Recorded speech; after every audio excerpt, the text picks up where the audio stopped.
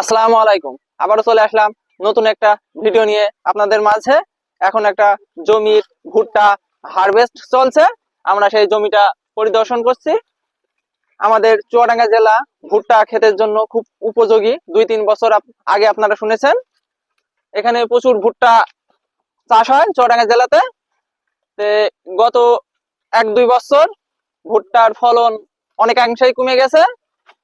এর আগে 4 বছর আগে 40 শুটি হয়তো 40 থেকে 50 মন, আর কাঁচা ভুট্টা যেটা কাঁচা হারভেস্টের পরপরই মাড়াই করে ওজন করলে সেই ভুট্টাটা 55 থেকে 60 মন হারে হয়তো সেই ভুট্টা এখন হচ্ছে 40 থেকে 45 মন হারে সর্বোচ্চটা।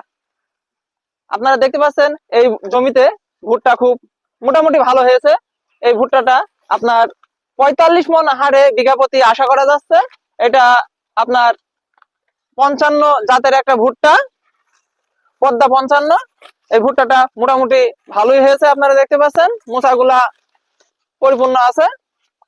এখন মোটামুটি সব জিনিসের দাম বেশি, সেই তুলনায় ভুট্টার দাম মোটামুটি কম, কারণ ভুট্টার ফলনও কমে গেছে আগের তুলনায়। অতিরিক্ত কীটনাশকের দাম, সার খরচ বেশি, আবার ফলন কমে গেছে। এজন্য ভুট্টা চাষে এখন চুয়াডাঙ্গা খুব একটা লাভবান হচ্ছে না।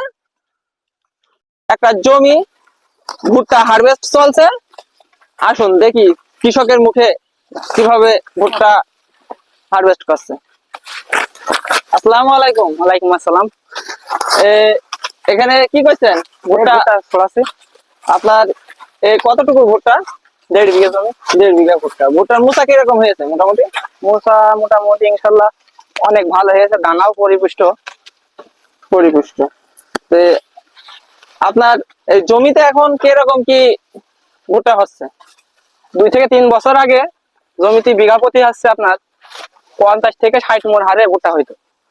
এখন অনেক রাসায়নিক সার বীজ ব্যবহার করার কারণে হচ্ছে 45 থেকে 50 মন হারে ভুট্টা হচ্ছে। আগে ছাড়া অনেক, আবার কিছু কিছু ভুঁই আবার 30-40 মন ওরকম হচ্ছে। সেই অনুযায়ী আপনার ভুট্টা মনে আছে মোটামুটি ভালো। ভালো। আরো নতুন নতুন ভিডিও পেতে আমাদের পেজটি ফলো করে লাইক, কমেন্ট, শেয়ার করে আমাদের পাশেই থাকুন। আসসালামু আলাইকুম।